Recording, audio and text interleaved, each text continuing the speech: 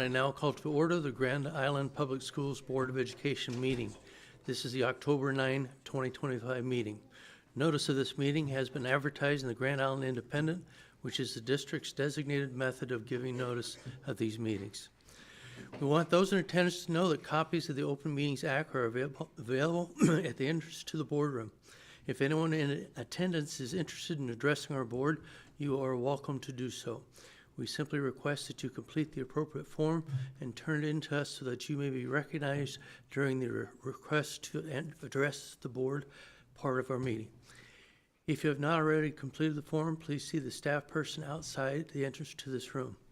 Public comment is welcome. We do ask that no signs be brought into the boardroom. Mrs. Dibbert, would you please call the roll? Mr. McFarland. Present. Mr. Hawley. Here. Mr. Garcia Mendez. Present. Mrs. Albers. Here. Mr. Sykes. Here. Mr. Barsonas. Yes. Mrs. Douglas. Here. Mrs. Wilson. Here. Mrs. Goodman. Here. Okay, the first item on the agenda tonight is the consent agenda. The consent agenda is to be approved as follows. Items number 3.1 through 3.9. Is there anyone who'd like to add or subtract things from the anything from the consent agenda? Seeing none, I would accept a motion to create a vote. I make a motion to approve the consent agenda as submitted. Second by Ms. Albers. Discussion? Seeing none, may proceed to vote. Motion passes. Request to address the board. Dr. Stevens didn't? Okay.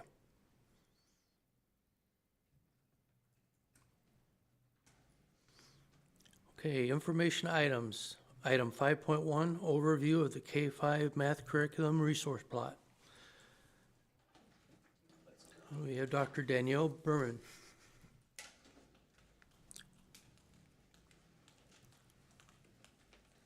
Good evening.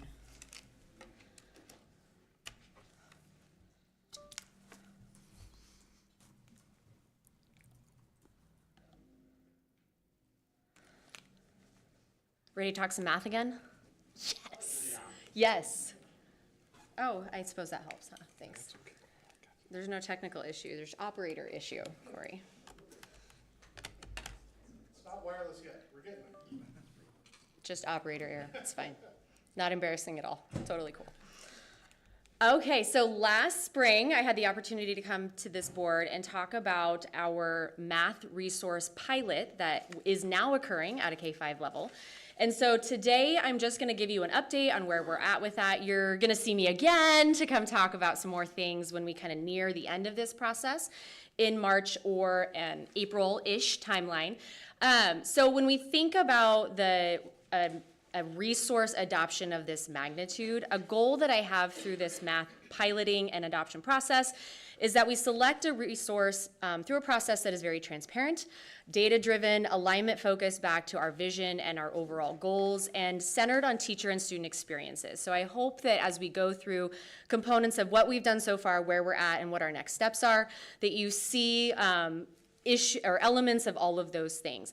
My role through this process, just to be completely transparent, is to support resource implementation and planning alongside with teachers and building leaders. That's my number one goal throughout this whole thing. No matter the resource, no matter the building, I want to make sure that teachers feel supported and they know that we're coming alongside to make sure they have the things they need. We're responding to the concerns they have or the challenges that they're facing. I will be facilitating a selection committee consensus process, which I'll talk more about. Josh, I know you asked me in the spring, like, how are we going to make a decision? We're going to go through some specific elements of that this evening. I will gather and organize the data and the resources for the selection committee and the pilot teachers. I'll talk through what are those data components that we're going to be gathering, but I am ultimately not going to be the one that makes the decision. And people ask me all the time, like, what do you think? What are you leaning to? I'm like, my lips are sealed, my friends. Do not ask me. I'm just going to play, I don't know. What do you think? So I'm not the one that's making a decision or recommendation. I'm facilitating the process for this selection committee, and I'll get into like who's on that committee and what that's going to look like. This takes us back to District Policy 7320, which is really what I came to you with in the spring. And in the spring, we talked through these first three things pretty extensively. The process we went through to conduct a resource needs assessment. We had a stakeholder group that really determined we were at the end of our Origo adoption cycle. And we were assessing, is that something we want to renew, or do we need to go a different direction when we no longer have access to our materials? And that committee made the recommendation that we need to move forward with the adoption timeline, end at the 7-year interval mark, which is what we had paid for initially. So that kicked off then the rest of this policy, which focused on developing that implementation plan. We had a committee meeting for several months, and they were really digging into resources, data, meeting with vendors to decide what were the resources we then wanted to pilot. And so now we are at the pilot phase of this policy. So then we'll get into how we select those resources, which I'll talk a little bit about today, and how we develop the recommendations that will be brought back to you in the spring. And then ultimately, you will be the ones that either approve or not that recommendation from that committee.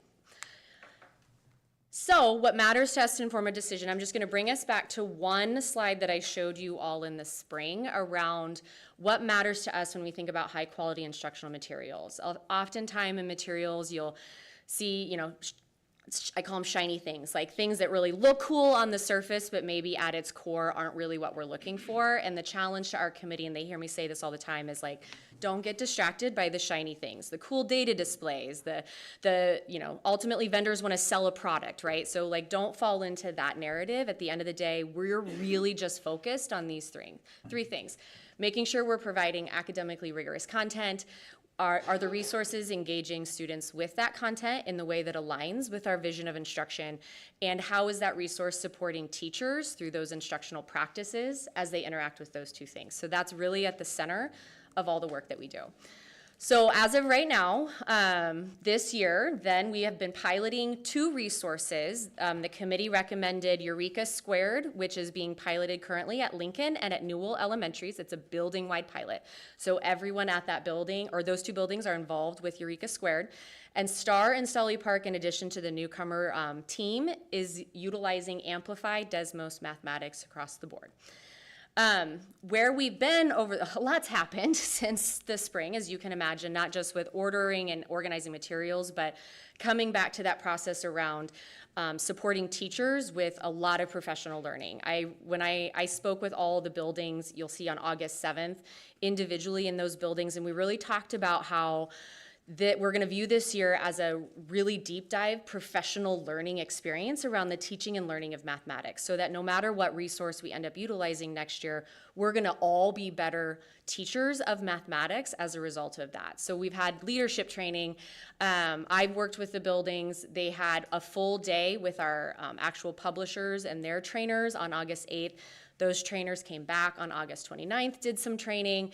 In September, all of the trainers were on site in classrooms and in PLCs. I continue to be in PLCs at least once a month, and in some cases more, where teachers have some more questions about some things.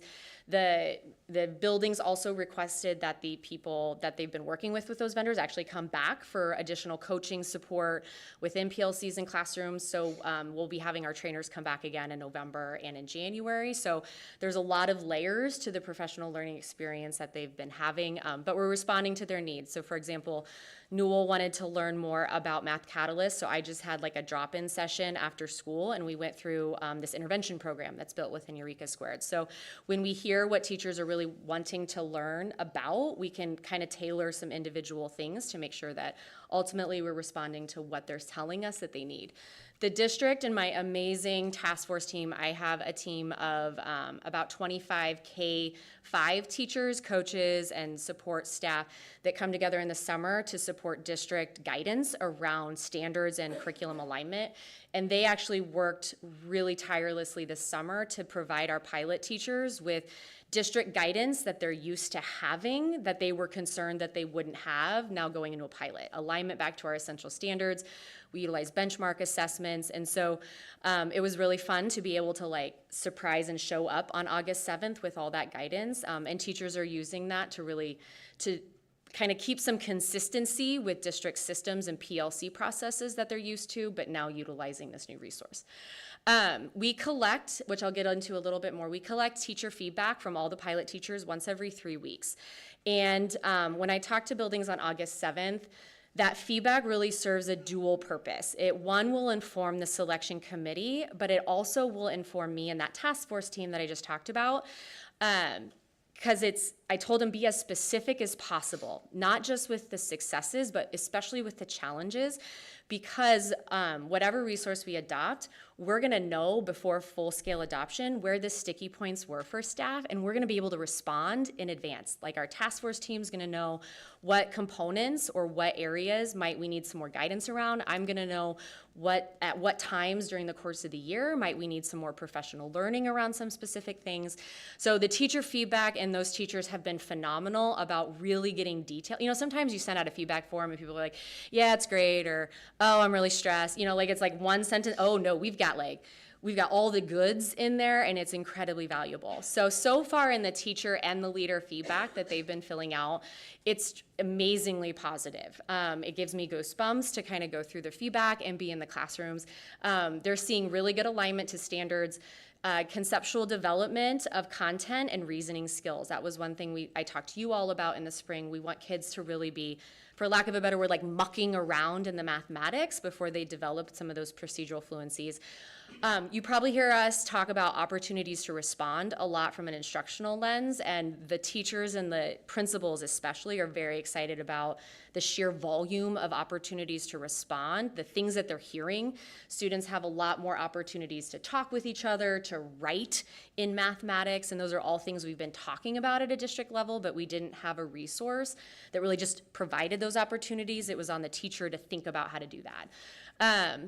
Students are sharing their thinking. The teachers utilizing Desmos in particular have commented about there's a lot of components within the resources that they can utilize during that what I need or win time to differentiate for students. The teachers using Eureka Squared, there's some engaging fluency routines that are more game-like the first 5-10 minutes of class, and kids love those so much, like teachers are having to use those at like flex time, or like we're gonna line up to get ready for PE. Let's do our, like this quick activity that we just did in math. So they're really loving those pieces.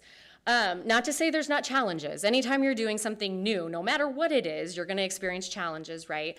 But in particular, the challenges around in the feedback themes that we're seeing is that teachers are really struggling to get through an entire lesson during the designated math time.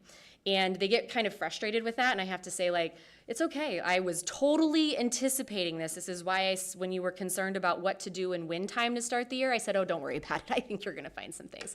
And they are. They're having to kind of utilize that win time, especially at the beginning of the year. They were seeing they were needing to use win to finish up their lessons. We're seeing less of that now, that teachers and students are in a better routine. So I'm feeling good that like over the course of the next month, that's not really gonna be a challenge anymore. Anytime you're doing something new, time to prep manipulatives, lessons, especially in K1, where you might see a lot more hands-on manipulatives. The teachers always are commenting, it's a good thing, like we know it's good, it just takes a long time to do those, especially the first year.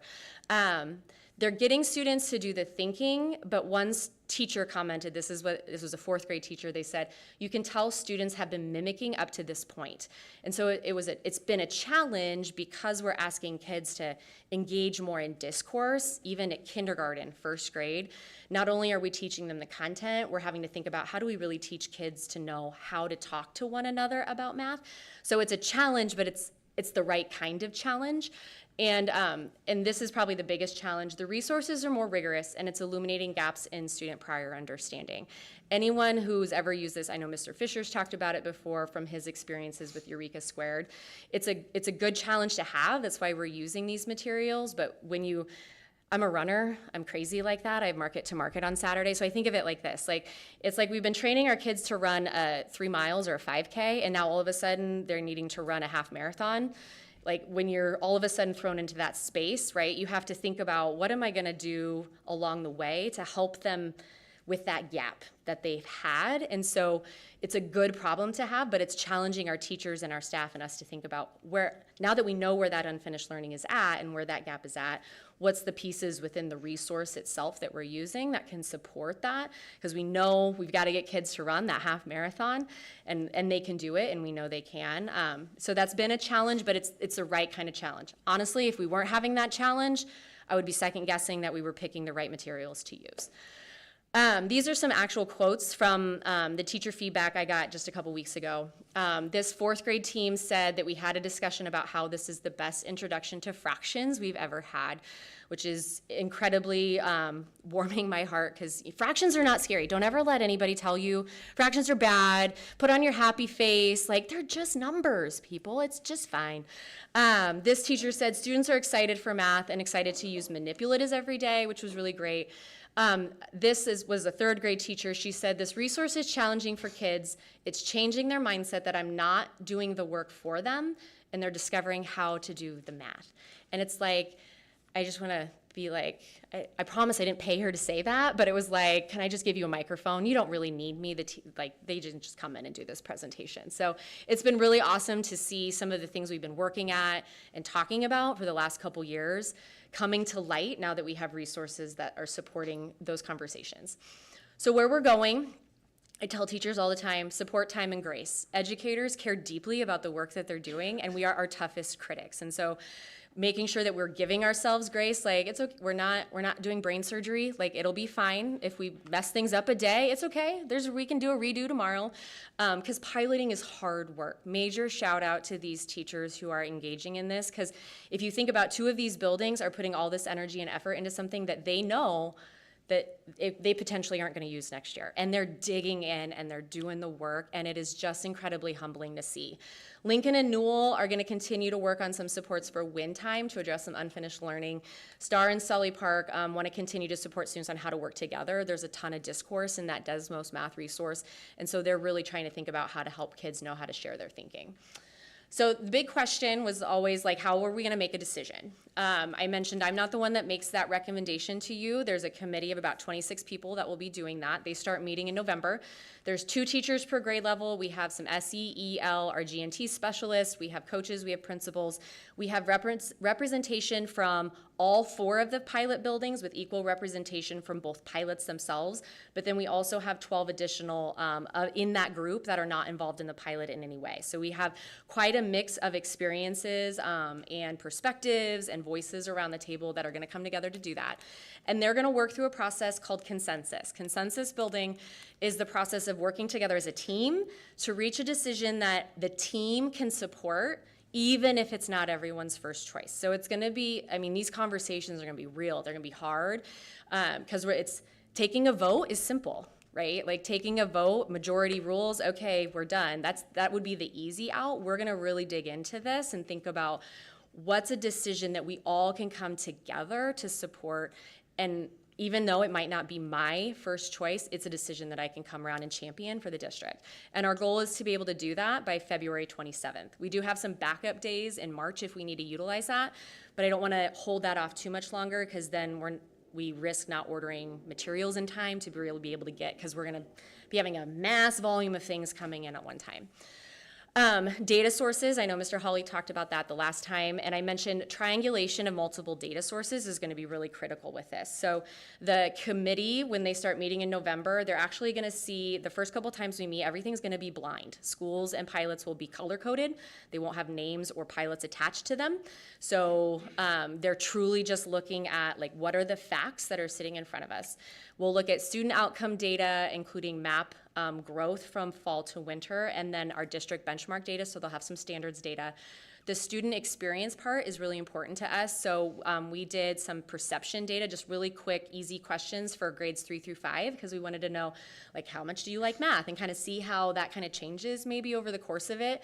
The big thing with this, though, is all of those committee members will have the chance in January to go observe both resources. So even if I'm a pilot teacher and I've been piloting Eureka Squared, I'm going to get the opportunity to go observe what's happening in classrooms utilizing Desmos mathematics. So we'll do that in January. The teacher experience, I'll be honest, has been by far the most valuable thing, even to know like what do I need to do to respond to support them with the things that are coming out of that. So we collect that feedback from them every 3 weeks. They'll also look at, we have a math scoring guide, so in January, they'll look at that, and then obviously that observations will be a key part of that as well. We also will have some parent feedback opportunities. One was today, we'll do another one at a later date.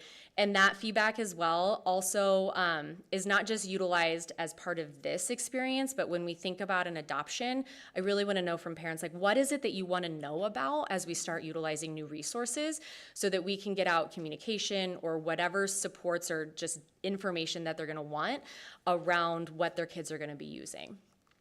I did include a slide on this that has the questions that are on those feedback things. I'm not gonna take time to go through that, but they're there if you're curious.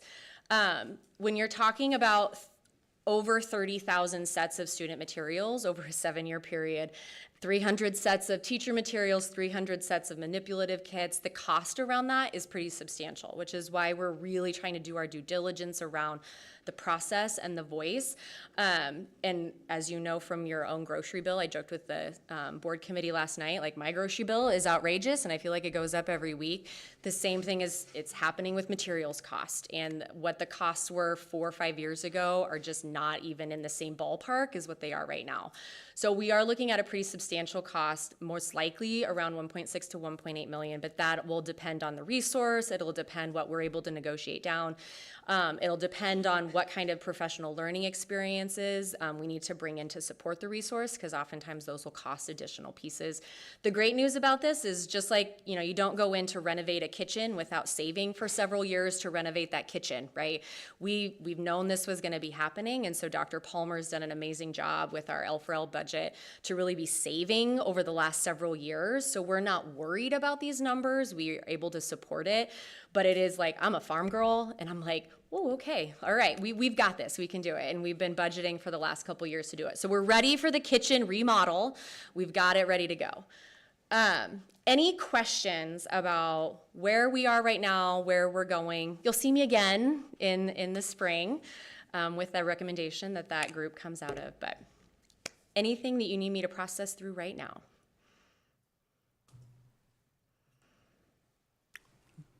Looks like no comments, so thank you. What's that? Sorry, just one. Oh, just one. Thank you. I just show like tremendous appreciation for all the effort that is being taken into consideration. I think one of the things that we talked about at the L4L committee meeting last night was just how members of that committee appreciated how it was very rigorous and it's challenging our students. And so just like showing appreciation for that. And then also just highlighting that some of the challenges are also seen as like opportunities almost, right? Like now we know what we're missing and now we know like those gaps. And so we could dig deeper in there.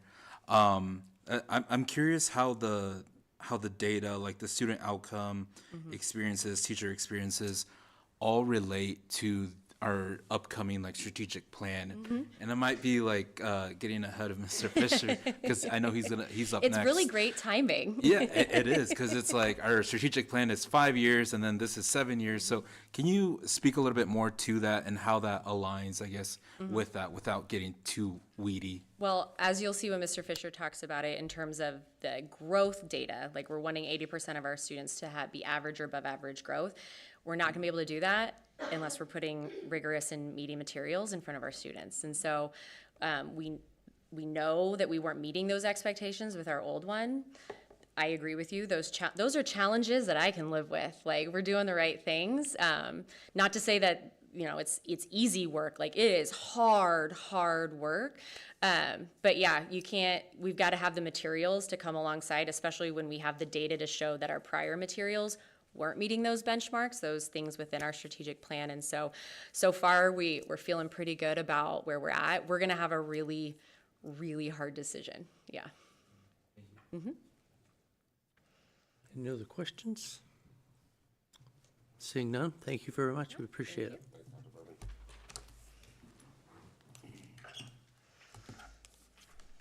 What'd you say? I said, thanks, Dr. Berman. Next, we have item 5.2, review of strategic plan. Mr. Matt Fisher. All right, now that Dr. Berman has got you guys all warmed up, thinking about academics, Still waiting on the sparkly boots. we'll continue down that road and talk a little bit about our strategic plan and how obviously there's certainly an academic component to that as well. So as it shows you here, 80, 90, 100, empowering student success. That's just kind of a tagline for what we're doing. And I think ultimately the 80, 90, 100 is the piece that we want all of our people on the inside of the district and outside the district to gain some understanding of and hopefully be able to remember. 80, 90, 100 was simple. And that was one of the things that, as we set out in this strategic plan, we heard repeatedly from our principals that we were setting down and developing with, is that, you know, their staff really wants us to keep this very simple, keep it about, you know, high quality instruction and how do we move our students ahead through, you know, doing those things that are, you know, simple and pretty straightforward. So as we go through this, you're going to see that that's a recurring theme, that it is pretty simple. So just a quick review here. We really started down this process of developing new strategic plan after we had our external visitation that we're required to have every 5 years. The idea is that it would be great to have the strategic plan aligned with that 5-year visitation cycle. And so we started out to do that. We had kind of been talking about a simplified, narrowed focus. And again, like I said, that was something that we heard from our principals as they worked with their staffs, that we really needed to continue down that road. We wanted to set bold but achievable goals and, you know, then establish that vision for all of our staff. And so, again, when we think about this, you know, obviously when you think about strategic plan, a lot of what you're going to be doing, you're thinking about taking place in the classroom. But one of the things that we really wanted to emphasize is coming up with a plan that all of our staff members could see themselves being a part of. And so there are, you know, obviously there are some parts that do apply more to the classroom, but there's certainly parts of this plan that we would hope that all of our staff members and really our community as a whole could embrace and really contribute to. So that's a quick review. This is basically what we have put up on our website. There is a video here. I'm not going to go ahead and play this, but I would encourage you and really any of our people that want to know more about the strategic plan to go to our website. Our communications team has done a really good job of putting some background information and a lot of really in-depth information about the strategic plan on our website. So would encourage people to go take a look at that. Yep, it's going to try and start playing, but we're going to skip over that.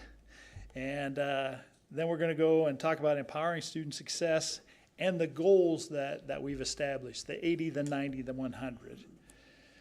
So when we talk about the 80 goal, that is an 80% goal, and there's really two parts to this. There's a part for our elementary, middle school, our K-8 students, that we want to see 80% of those students exhibiting average or above average growth.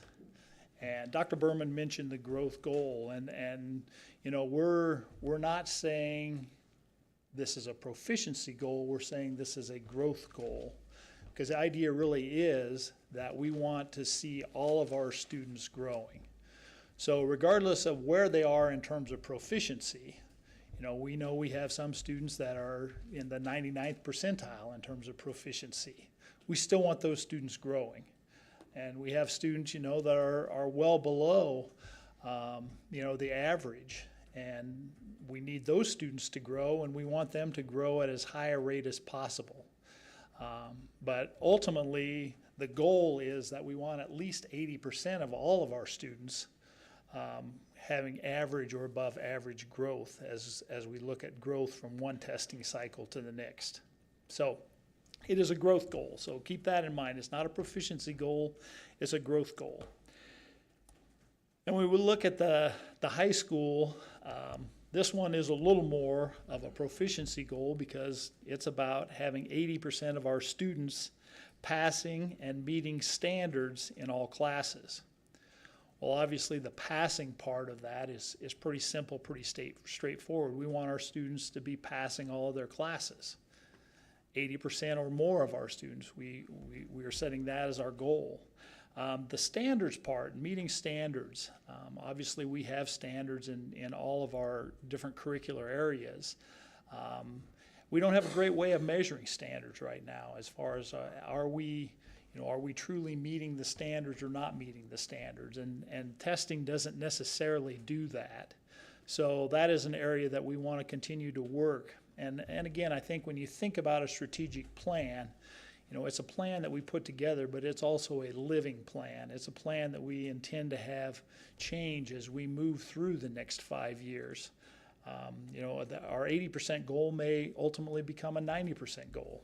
Hopefully it does. Hopefully we get to that point where we feel like 80% is right in front of us. Now we need to move that out a little further. And so those are the kind of changes that we expect to make. We want to get a system in place so that we can really talk about, are we meeting standards?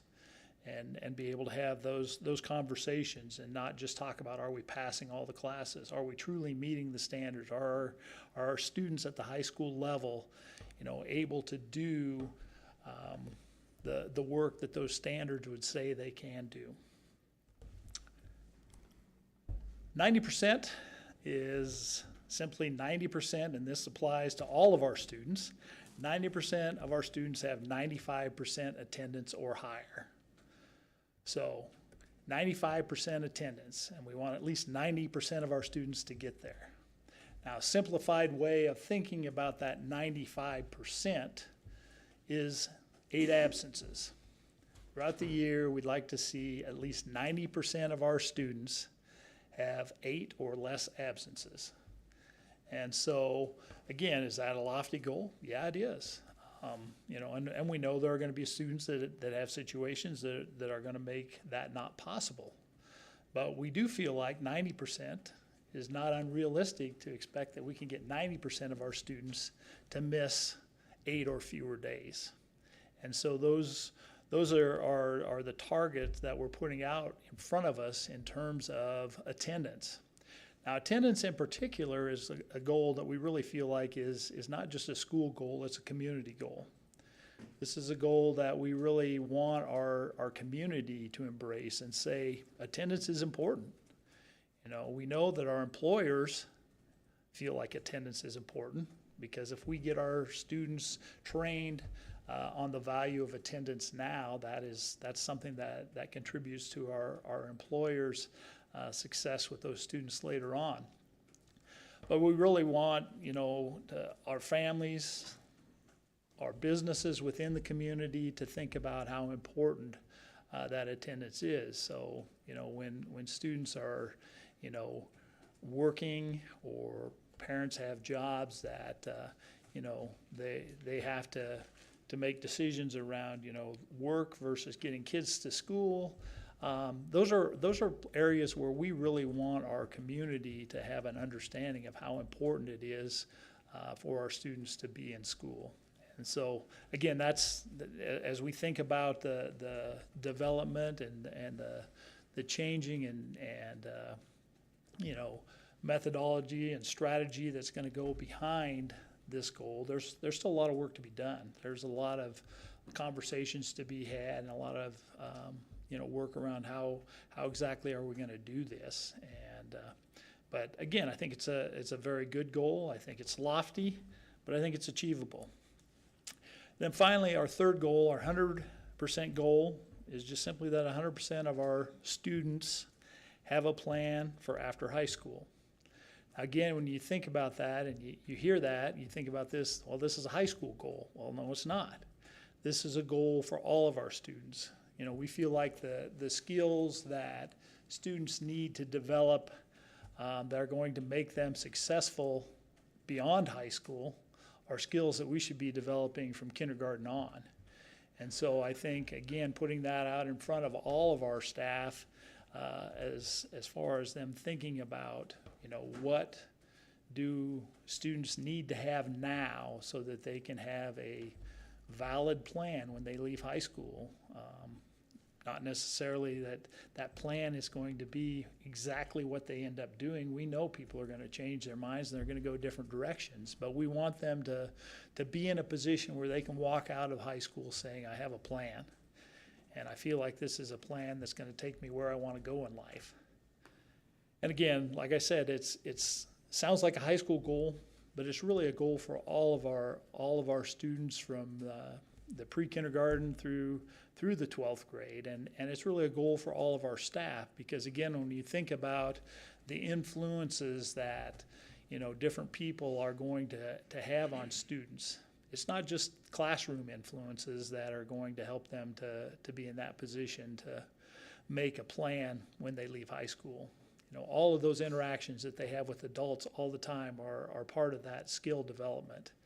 And so, again, I think that's a really good goal for us to have. I think it's something that really can make a difference in our students' lives. Along with this goal and really all of those goals, one of the other pieces that we're still, you know, in the development of, and we really want to involve the community and families and really all of our stakeholder groups, is the development of a learner profile. You know, we have a graduate profile, but again, when you think about going back to our lower grades and all the way through the school experience, you know, we know that there are skills that need to be developed all the way along that. And so we really want to be able to say in our learner profile, these are skills that we are working to develop. All right. Let's take a look at a little bit of a look at where we're at with these goals right now. If we go back to that 80% goal, this is our K-5 current situation, where we're at. Dibbles on the left-hand side gives us our current reading scores, and basically if we look at our last set of Dibbles scores that we have, 54% of our students showed average or above growth. So we want to move from 54% to 80%, having that average or above growth. So certainly there's work to be done there. And if you look at the math, actually we've got the last 2 years, had 48% average growth a couple years ago. Last year we had 62%. So we actually had a fairly decent, growth in that math last year. But that's a 1 year look, so that could be a little bit of an anomaly. Our hope would be is with new math curriculum, we're going to see a considerable growth above that 62% once we have that in place, and hopefully are looking at that 80% right away. You know, it would be great if 2 years from now we could say, we're at 80%. We need to move this goal to 85 or 90%. So that's where we're at right now, K-5. If you look at 6 through 8, we use the Ames Web testing as our measure of growth there. And you can see that actually in the middle school area, we're not too far off from the 80% already. So there's a fairly high likelihood that we're going to need to stretch that goal, at least at the middle level to start with, or not to start with, but very shortly, if we see these same kind of results again for another year. Now, that's just 2 years worth, so we've got a little bit of a consistent pattern going there in the 70 plus area. So that actually looks really pretty good in terms of where our middle schools are at right now. And then as far as the high school and their 80% passing all their classes, right now they're at 68%. So again, we're not worlds away from that. It's, I think, an achievable goal, and hopefully, again, if we start really emphasizing this and really working towards helping those students pass all of those classes, you know, hopefully we can be at that 80% with passing classes. Now, the other part we have to remember that we want to work our way towards too is the meeting the standards piece of that. And right now, we don't have any way of gauging where we're at with meeting standards. And so that's work that needs to be done in this area still. Okay, as far as the attendance, from 22 through 25, this is where our attendance was at. As far as that 95% attendance, 8 or fewer absences throughout the school year. We had a little over 45% of our students that would meet that. So that's a 3-year average. Let's take a look now at where we were at last year. In November of last year, you can see we were at 54.3%. And actually there are 3 different categories that are shown here, and there's the satisfactory, which would be the above 95%. There's the at-risk, which is 90 to 95%, and then there's the chronically absent, which would be below the 90%. And that is those are actually the numbers that the state uses for those. And attendance is really a statewide focus right now.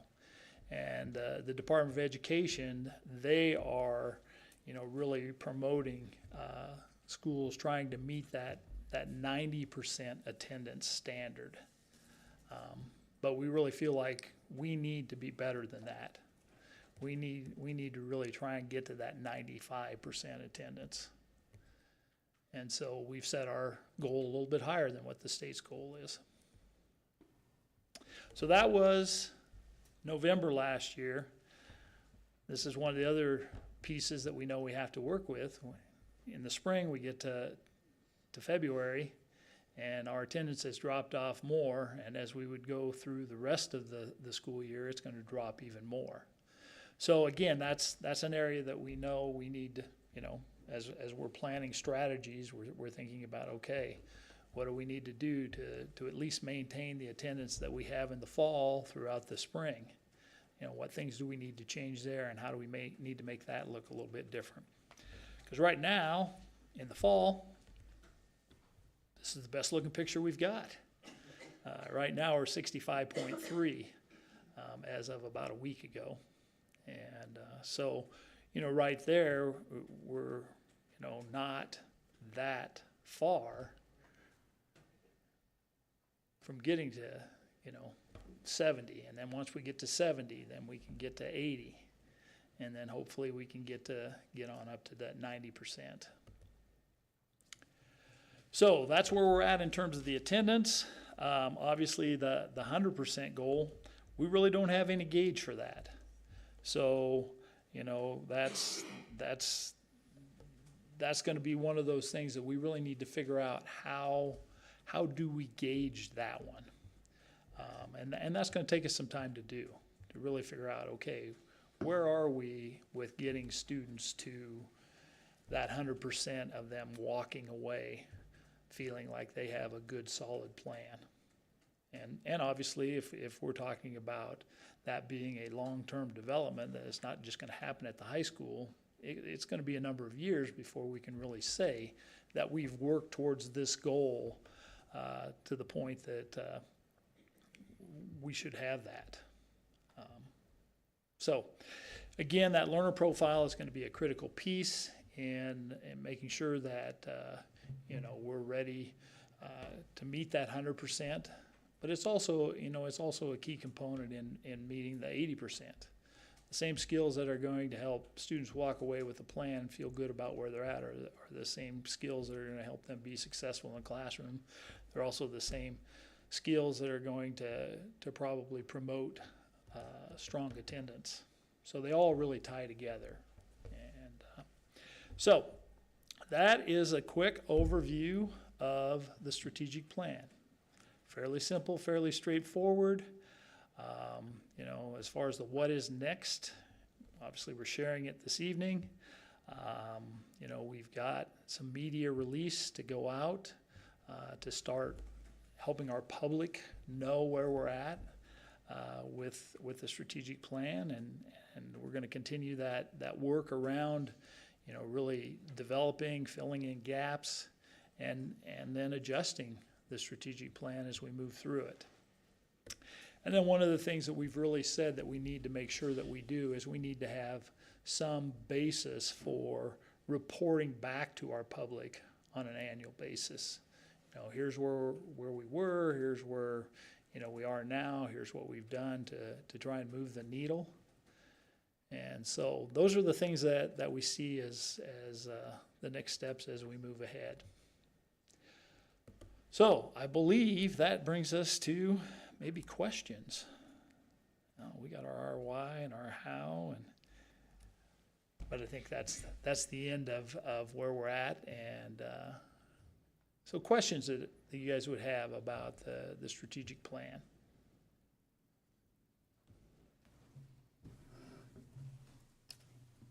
Mr. Hawley.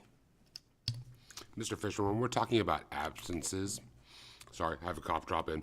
When we're talking about absences, we've discussed how excused absences are really only anymore like sporting activities.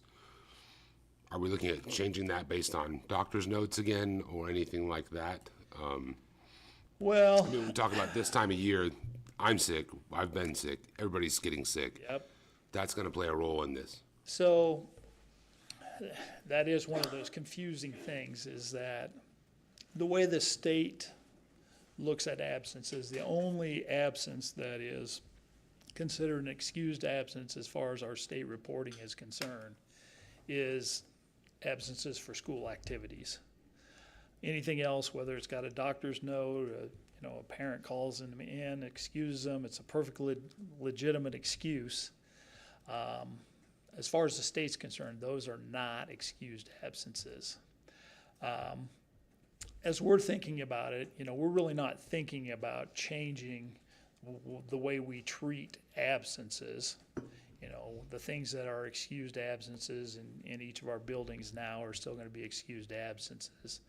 What we're really trying to promote is we want our students to be there, you know, and if there's a way to avoid an absence, whether it's excused or unexcused, let's work together and try and figure out how we can avoid that absence. You know, if it's a doctor's appointment or a dentist or eye doctor, whatever it is, today was a great day to go do those things, you know. And we have unfortunately, we have a lot of students that are gone for things that probably could be avoided. And that's really what we're going to encourage. We're not going to change whether we treat it as excused or unexcused. What we're looking at doing is just really promoting the importance of being in school to be successful in school. Thank you. Mr. Garcia Mendez. Thank you. On that same note, I guess I'm curious, a variety of points.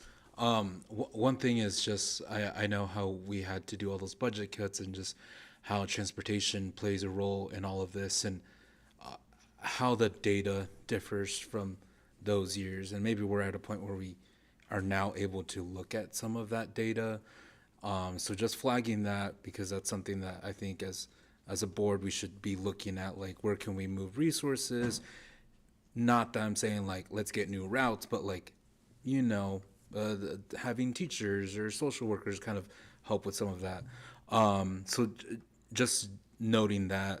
And then another thing is just on the note of absences, currently, if a student, for instance, because I know this is happening a lot, where they're like 15 minutes late, 10 minutes late, is then that's identified as an absence, right? Well, it would be identified as an absence for the periods that they missed.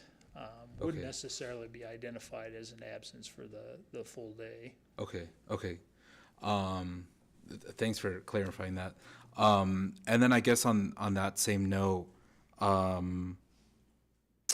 just I know that different school districts have different start times, stuff like that. So is that something, I guess, that the district would be like looking at, like, oh, what's the reason kids are arriving late? Is it because we're starting too early, starting too late?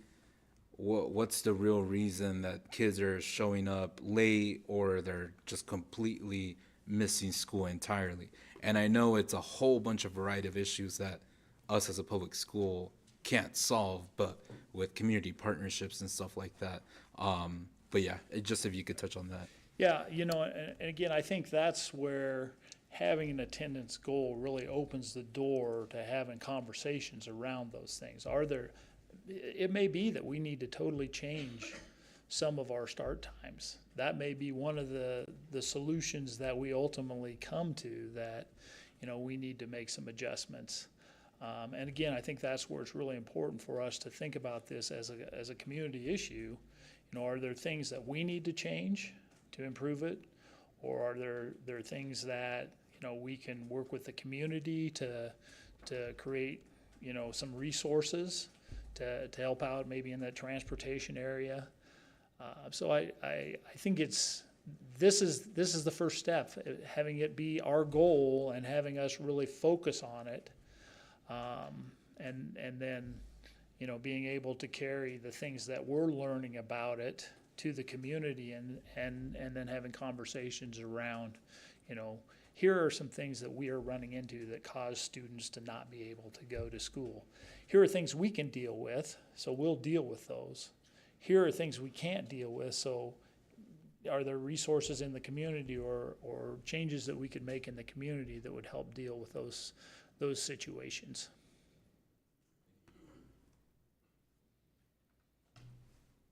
Any other questions for Mr. Fisher? All right, thank you very much.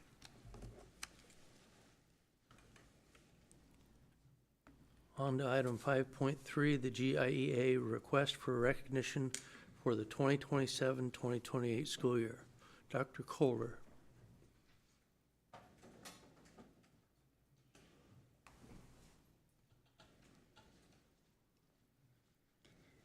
GIEA is just asking to be recognized as the bargaining agent for the district. Okay. Seeing no further questions, thank you. Thank you.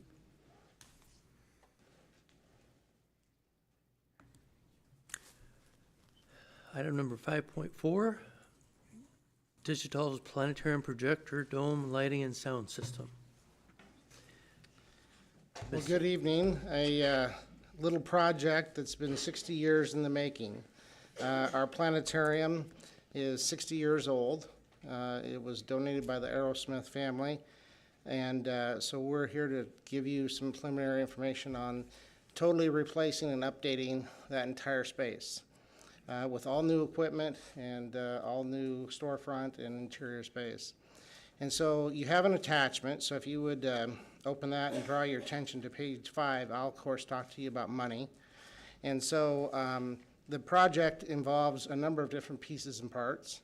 The first part is state-of-the-art digital high-performance projectors. There are actually 2 of them, and the price for those projectors is $262,800.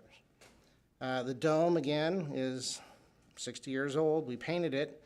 You aren't supposed to paint domes for planetariums. And so a new dome is $205,544. And so we have a couple other little pieces and parts, some cove lighting. Lighting is very important in a planetarium because, of course, you want to have it controlled as far as when you have light in and not, or on and not on.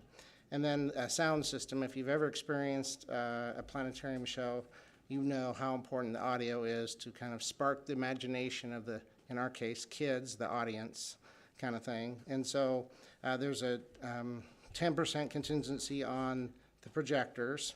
And so the total price with the contingency is $561,348. Now that is the pieces and parts. So then we also will have a renovation that I mentioned as far as the actual hallway. When you walk into that part of the senior high, that'll all be redone. The interior will all be redone. Lights, carpet, paint, seating, all of that. So the total project's roughly $1 million. So, no small sum, right?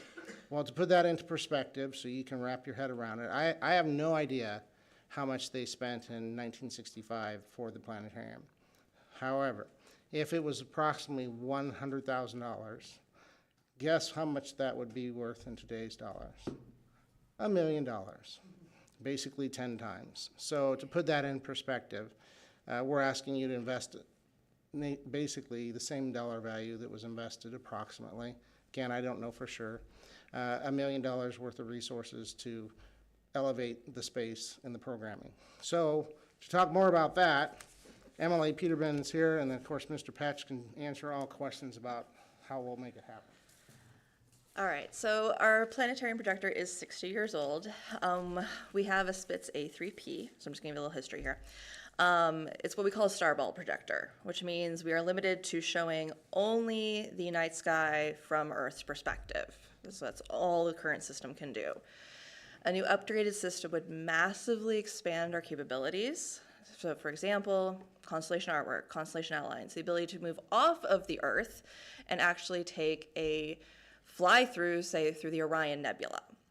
In addition, the new system would be extremely user-friendly to the point that I will be able to hand the students the controls and say, take me to Mars. So the amount of engagement in the class will massively increase. In addition, the new system will allow me to differentiate to different specific groups. In the past, we've had 5th graders come in and visit the planetarium. I will be able to differentiate to 1st graders, 3rd graders, 5th graders, matching their curriculum and their standards. And then we've also had community members come in. In the past, I've had clubs, Boy Scout groups. We do the Teammates fundraiser every single year as for community engagement. And I'll be able to tailor shows specifically for those groups. So, again, massive expansion on what I can do, and again, matching it to curriculum.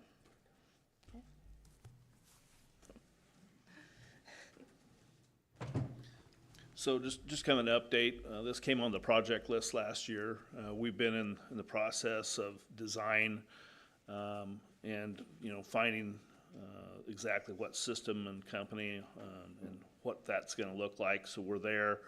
So currently, our designers are in the process of putting together a set of contract documents so that we can fit in the digitalis piece in with the rest of the renovations that we're going to do. So our expectation is to get pricing and bids and stuff out here in the spring.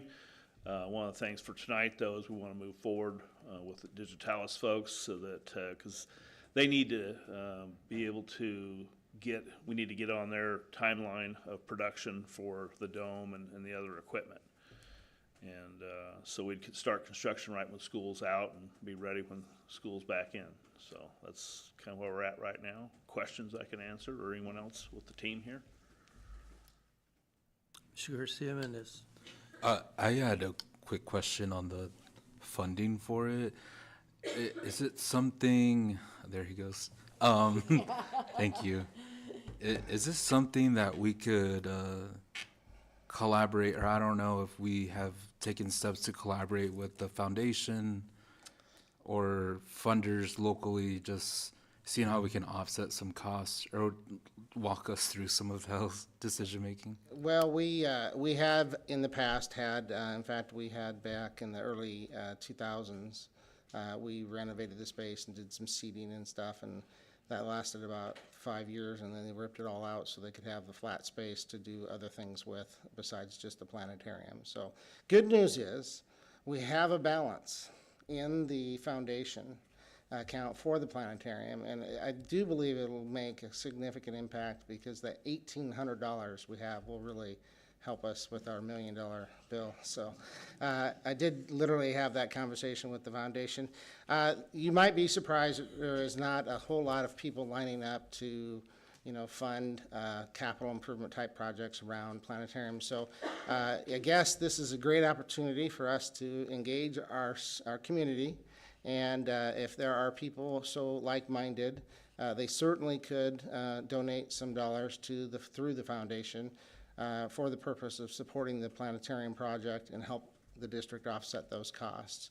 But there's limited grants or anything like that. They're just hard to really make happen. Most of these things either have to be self-funded, which is what we're doing, or a major donor has to come along, which is what happened back in 1960, early 60s for a start of 1965. Mr. Hawley. Along those same lines, Mr. Harden, have we kind of earmarked any money for this over the years and had stuff sitting aside? Yes. And then also, Mr. Petch, are we going to be doing any self-performance on this? Yeah, the money is in the bank. You're not going to have to borrow any money. You'll be able to write a check when the time comes to pay for this upgrade for all parts and pieces. So yes, we've been saving for years now. Dan mentioned that this project came up last year. Well, we officially put it on the list. I will throw a few names around, but Mr. Joe Stetcher, a long-time science teacher at senior high. I can remember back in the early 2000s when we did that fundraiser for the seats and stuff, and how desirous, I guess, he was of trying to get that upgraded, and the systems were just out of reach. They hadn't gone full digital, and we just let some time go by because we think now is the time that kind of all the pieces fit together. So did that answer your question? Yep. Okay. You had another little piece? Well, we do intend to do some self-performing, that we can with our own team in-house. Painting is an easy one, probably some of the electrical as well as some of the carpentry stuff. But depending on what we do on the exterior of the area, I think that's going to have to be contracted because we'll need some specialty folks to take care of that. Thank you. So we're going to save as much money as we can by self-performing. Perfect. Thank you. Mr. Sykes. Ms. Peterman, how many sections of class do you have that utilize that space on a daily basis? Right now, it's 5 sections, 5 blocks, so 130 plus students on a daily basis. I can give you some other numbers for some other groups that use it. Every freshman student in the building visits the planetarium, so that's 600 plus. In the past, I've gotten our newcomers and our Indra House students as well to visit. And then again, past years, I've gotten 5th graders up as well. So that's biggest number we had past year was 400 plus students. Okay. So when you say there's 5 sections both days, like A day and B day, so 10, No, 10 5 sections blocks? total because we're on 5 block sections. schedule. Oh, got it. We only have, Okay. about 8 sections total, but possible, but. Okay. Okay. currently Thanks. 5. Any other question for our guests? All right, well, thank you very much. We appreciate your time. I get a stay. All right, item number 5.5, budget calendar. Administration proposes a fiscal year 26-27 budget calendar outlining the key dates, events, and responsible individual or groups for review and approval of the Board of Education. Well, just last month, you approved the budget for the 25-26 school year, so you can pull up the multicolored attachment that is highlighting all the different people that are involved in the processes. This is one of these things that we probably don't spend a lot of time or effort other than this one time a year, but we're really setting our budget all year long. So when you talk about curriculum, if you were listening to Dr. Berman, you heard a large dollar amount there. So you're in essence spending the budget that you just approved last month kind of thing, and you're setting the stage then for what comes behind that. The $1 million we're asking for your investment into the planetarium, So the decisions you make every single month on the things we bring to you either implement or set the stage for the current or future budgets. And so there's DLT meetings every week. We talk about many things where we work on the development of the strategic plan and other things. So facility and finance committee monthly meetings. There's just so many different things. The legislature certainly sets some of the environment that we operate in. We're a creature of statute, for lack of a better term. And so all the things and the rules that we follow are impacted to the extent that they revolve around the budget in Lincoln in the legislature. So we watch all those things, and they're all listed here. They're pretty much subject to change without notice, kind of thing. And it's pretty low-hanging fruit as far as the excitement will, but it's very important as far as a communication tool to you as a governing board and really to our community about the fact that people say, well, how do you budget? When do you budget? We budget all year long, and here's the calendar that tells you the important pieces and parts and dates and when they happen and what's important about them and who's responsible for it. So this is really just an informational item. I don't believe we bring it back. Well, I think we have in the past asked for approval, and it's really just kind of a make sure that we communicate how we're behaving on the budget. So those are my comments. Mr. Garcia Mendez. I know how you were saying low-hanging fruit of fun, and I was telling Lisa, I was like, this is actually super exciting to me. I saw Virgil at the Open Sky Policy Institute Fall Forum, and that was had the opportunity to discuss about budgets, and that was one thing that I let people know in attendance was that the budget cycle is all year long, and voila, this kind of calendar just came about, and thank you. I think this just shows our community and public that the budget cycle is a whole year-long process, and there's never a moment where we don't consider the budget or discuss it as a board, but also as you, district leadership team. So showing just appreciation for doing this. Ms. Albers? When Eric told me he was excited about this chart, I was like, make sure you tell Virgil that because he wasn't sure he should bring it, but we all encouraged him to bring it because he was pretty excited about it. And then also just one of the dates on here I see is a retreat for admin and Board of Education in January. Yeah, You should get those dates out now. Yeah, and those are subject We to have trouble change with without retreats. notice. So, yeah, and those are standing. It's a roadmap. It's not an absolute. It's not chiseled in stone. It's not let it be said, let it be done kind of thing. It's like here's how we intend to act. So if we say, hey, this year we don't need that, then we simply just remove it from the list and move on kind of thing, but we'd bring it back. So it's, I appreciate you taking notice of that though. So if there's a need to meet, then we should meet. Any other questions for Mr. Harden? All right, well, thank you very much.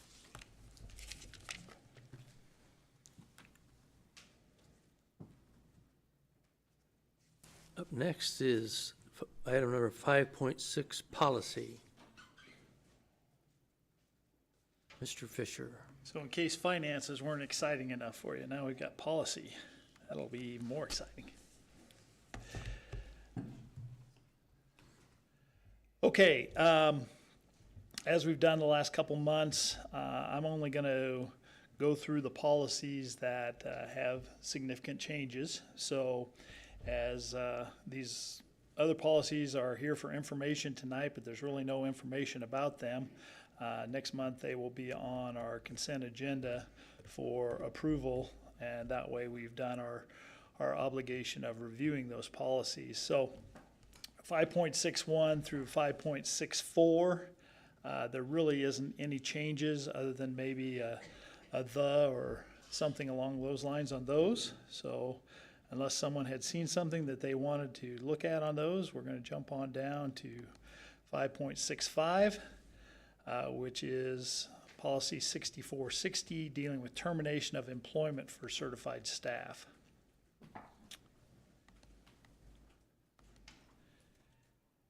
This policy, as you look through the changes that are proposed there, with this policy, was in its original form. I don't know what happened there.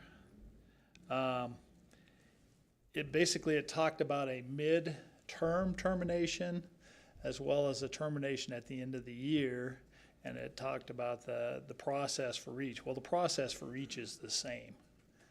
A termination is a termination regardless of when it happens, whether it's midterm or at the end of the year, and basically the process, so as Dr. Kohler and I reviewed this, we felt like there really was no reason to have that redundant language in there, so that's really what we're crossing out in those different steps.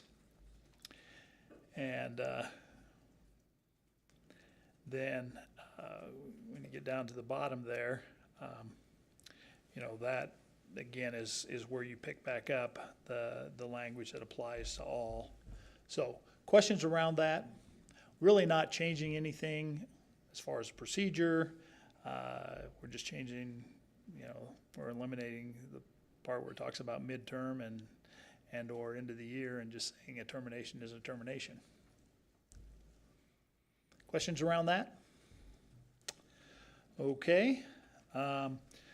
Policy item 566 is uncertified staff resignations. Again, there's no changes there, so I'm going to jump down to 5.6.7. The option enrollment resolution. Annually, we are required to pass a resolution that basically puts in place the numbers that we would accept for option enrollment for next year. We're required to do that by October 15th of the current year. A little hard to know everything about next year at this point in time, but we are required to do this. So this is the resolution, and this policy is on here both as information and it's also in the action as well. The resolution is the exact same resolution that we've had in the past, with just a couple of minor changes.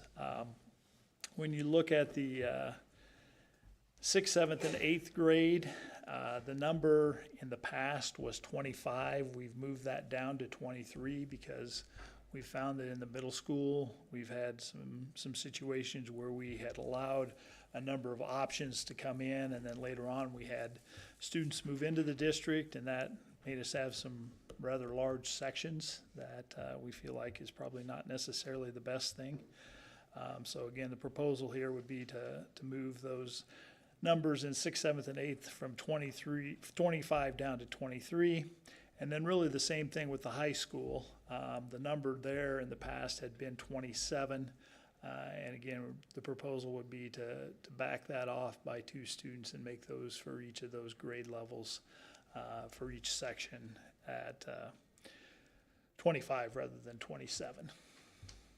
So otherwise, the resolution is exactly the same as the resolution that was passed last year. All of our consideration for those students that have IEPs is done on a one-to-one basis. So questions around that?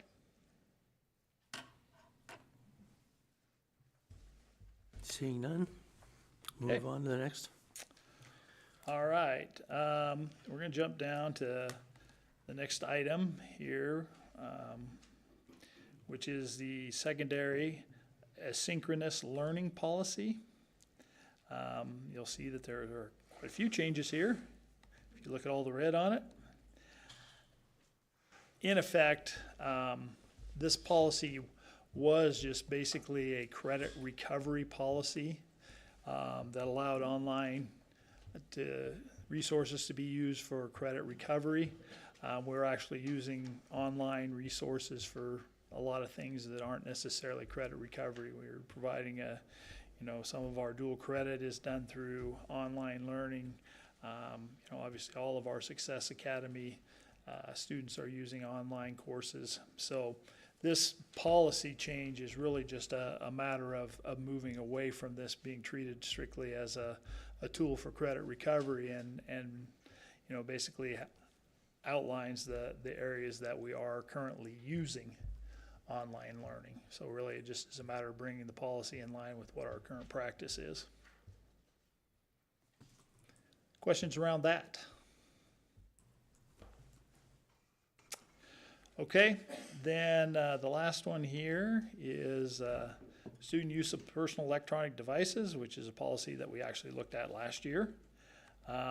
But there was one area where we felt like maybe we had missed something a year ago. And again, that is dealing with the high school's cell phone policy. And basically there's the 8:05 to 3:30 expectation. Well, we also have some instructional time that occurs outside of those 8:05 to 3:30 times. And so the proposed addition there is simply that in addition to the regular school day, the phone out of sight expectation extends to before and after school instructional time. Again, note it says instructional time, so it doesn't necessarily say before school and after school activities. It just applies to when it's actually instructional time. Questions about that one? All right. All right. Going on to action items.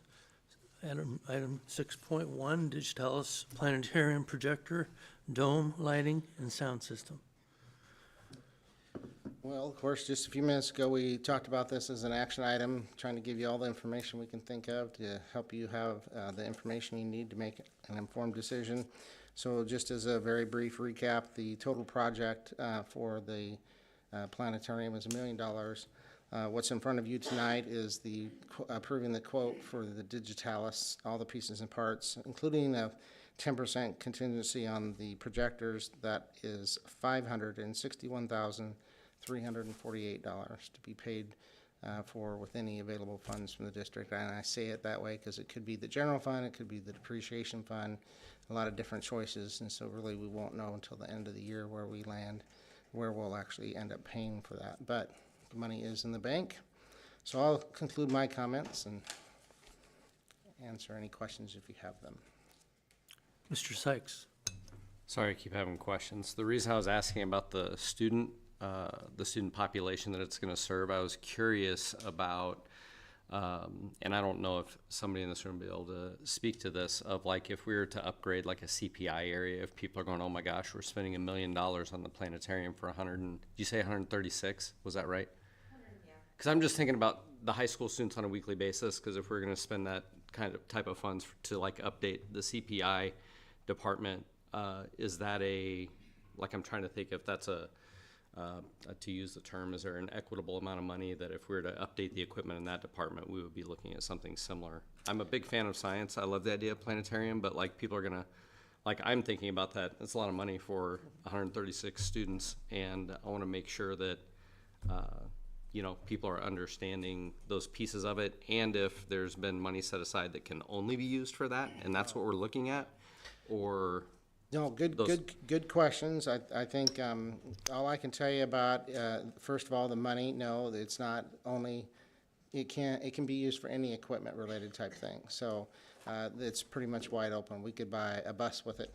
We can invest it in projectors for the planetarium and a dome, that kind of thing. So as far as the equity on the CPI, as far as I know, we're keeping those programs up to date with equipment they have. We meet with building principals to talk to them about project lists. That would include anything inside the building envelope, equipment-wise, that kind of thing. Obviously, the curriculum folks are involved. I'll tell you is that we spent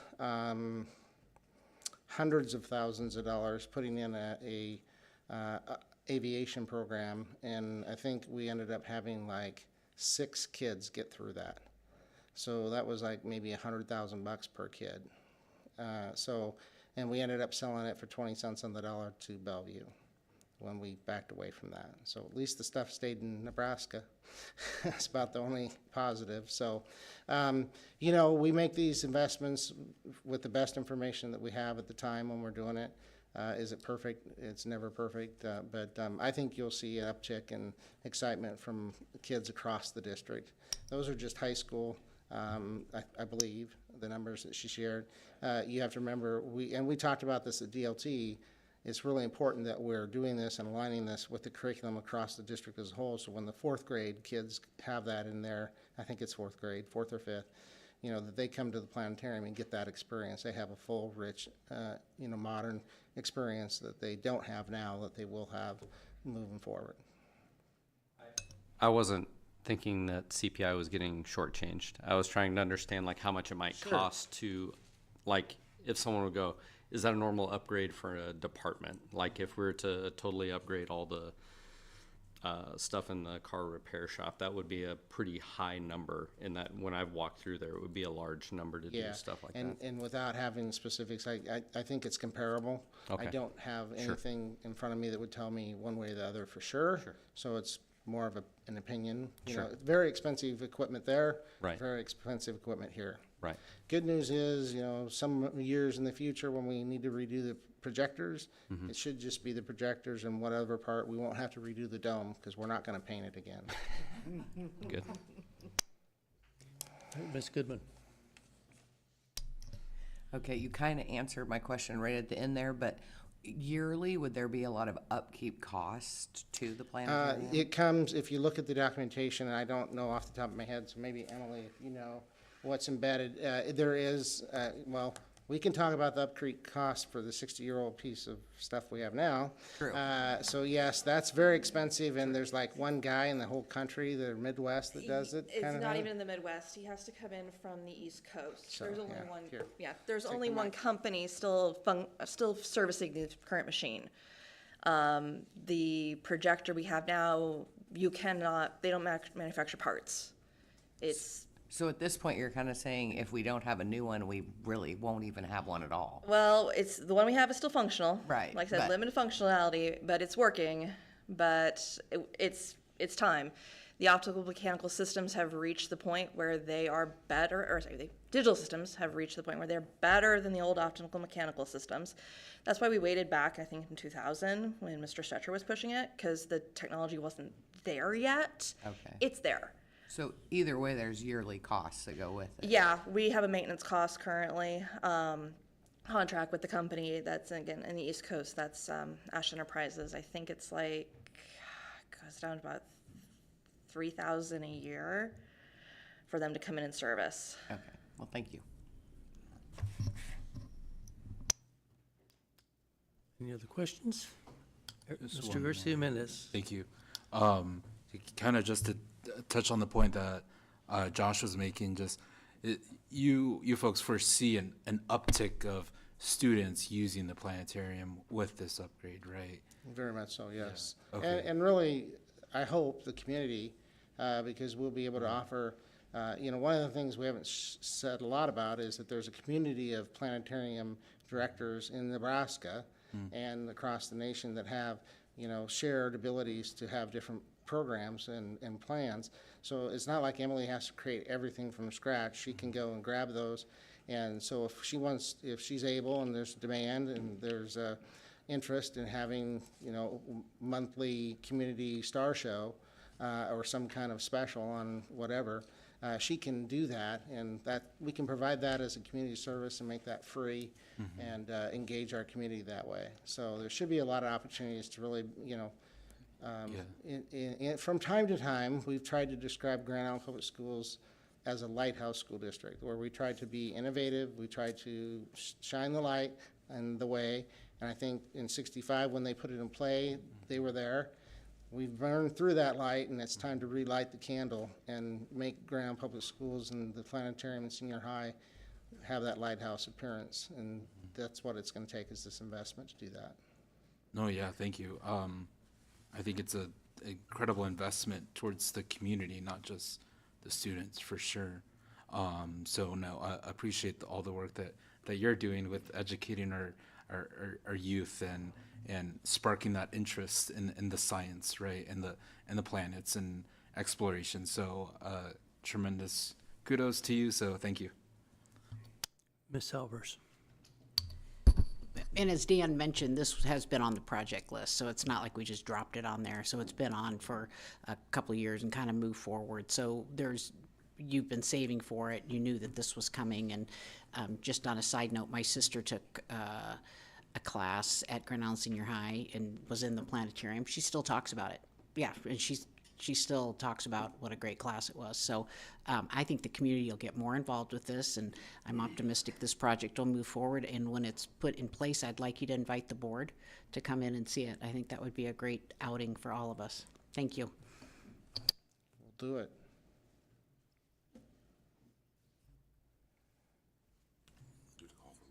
What, are you gonna, were you gonna say something? Okay. All right. Let's see, another question there? More than a question, it's just a comment that I would like for you to keep in mind as a student. I feel like the planetarium is very important. Every single student visits it at least once a year, and I'm aware that this isn't just a full year class, so it's just not 123 students.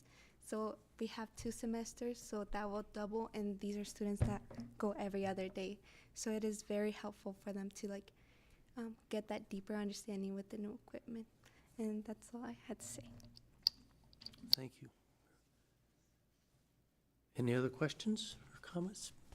Thank you, Mr. Hurden. Oops, just take that back. We got to vote on it. Yeah.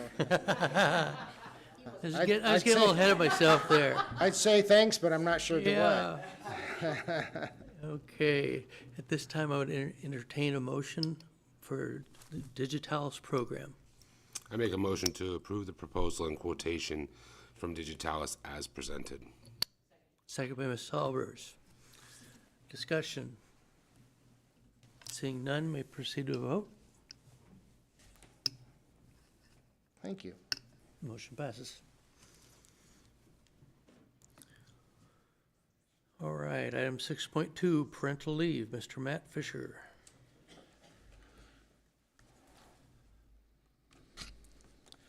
Okay, most of the policies that were on the information last month were approved in the consent agenda, but there were a few that had some significant changes that we felt like needed to be reviewed by the full board. So the first one is 6340 on parental leave. And as we discussed last month, this one basically was a situation where we had a policy, then we also had the administrative guidelines that were in 6340.1. And again, as Dr. Kohler and I sat down and looked at this, there was just a lot of overlap. One of the situations was really talking about using the leave in the situation where it was a medical issue around the pregnancy and the birth. And the other one was, more the parental, but could be maternal or paternal, and it also dealt with adoption. And we felt like, again, much like we did in that earlier policy, that there was just a lot of overlap, and by changing some of the wording, we were able to streamline the policy, and really the guidance was the same for the situation regardless of what it was. So we really tried to just roll it all into a single set of guidelines rather than having one set of guidelines for this and then the same set of guidelines identified somewhere else. Questions on that? At this time, I would entertain a motion. I make a motion to approve policy 6340, parental leave as presented. Second by Ms. Howers. Discussion. Seeing none, you may proceed to a vote. Motion passes. Okay, policy 6341, certified staff extra standard reimbursement. Again, this was just a fairly simple, straightforward change that brings the policy into alignment with the way we are working in practice. At one point in time, we were paying those extra standard reimbursements out over a 12-month period. We've shifted to where we pay those during the time that the activity is taking place. And again, I think it's a fairer way to treat the employee, and it also doesn't put us in a situation where we've paid out money and then have someone decide that they're not going to take a position later on. So that's all that we're really doing in this change. Any questions for Mr. Fisher? Seeing none, I would entertain a motion.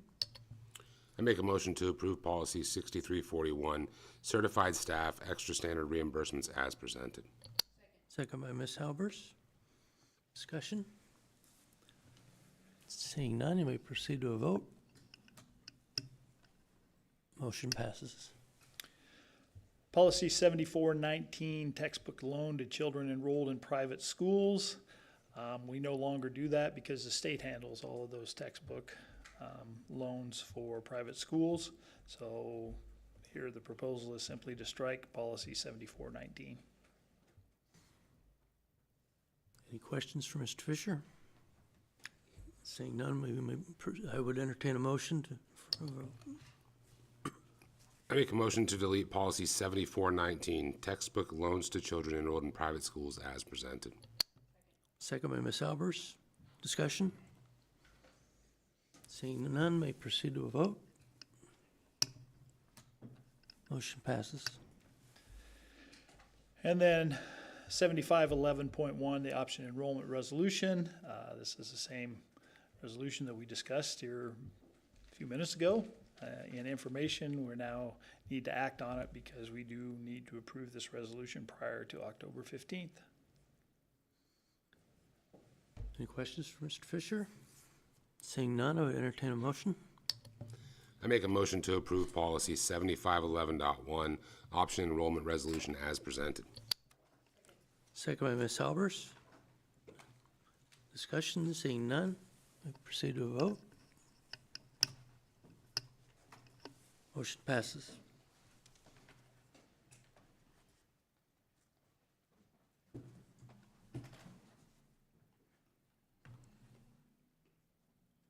Okay, on to item number 7, the reports. Grand Island Public Schools Foundation report. Ms. Albers. The foundation is grateful for the outstanding support at their 4th annual Harvest fundraiser. They appreciate the support of GIPS staff, admin, and GIPS Foundation Board.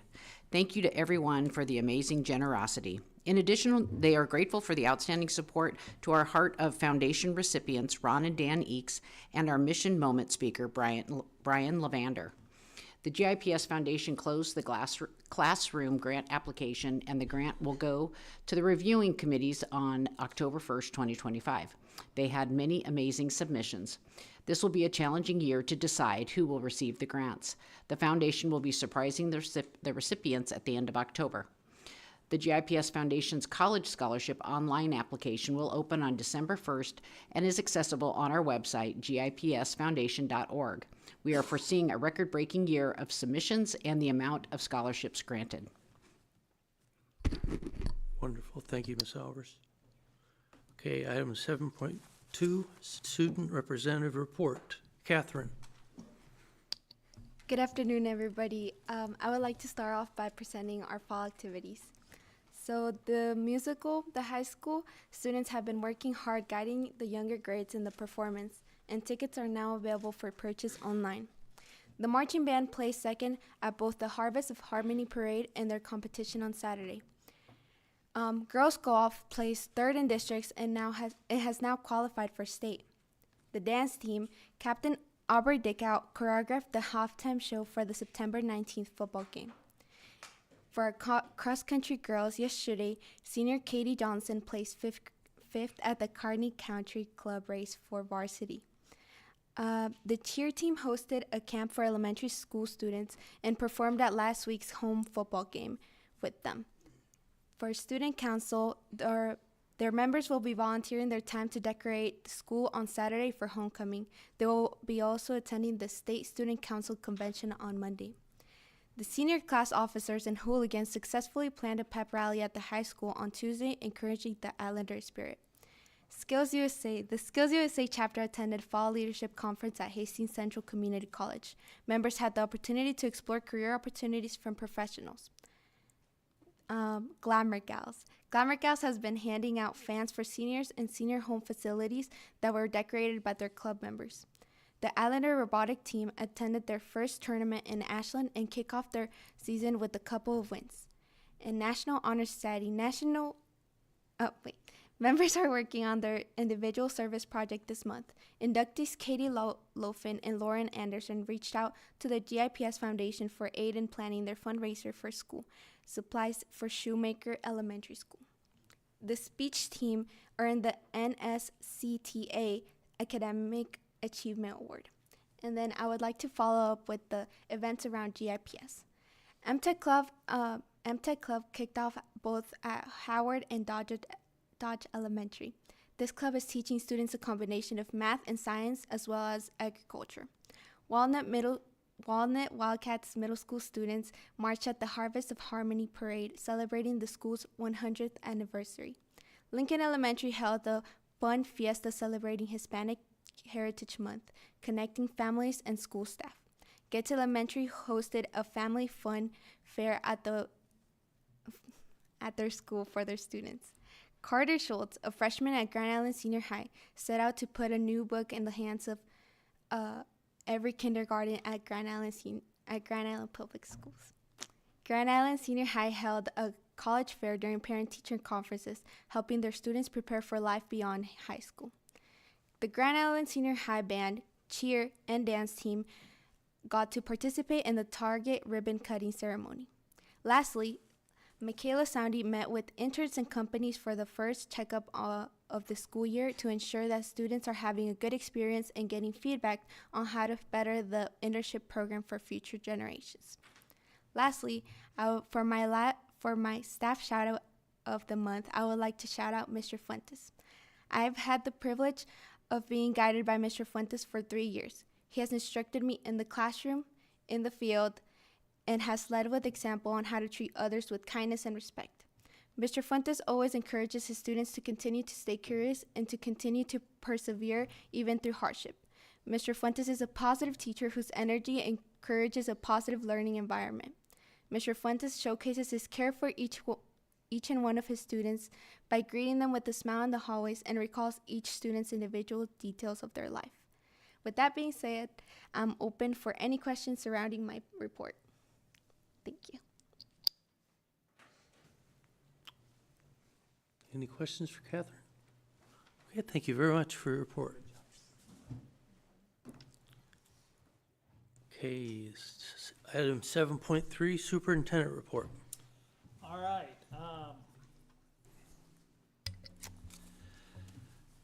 So this is Parent-Teacher Conference Week. So we did have conferences going on starting Monday evening. Elementaries had Monday, Tuesday, and then they had conferences this morning.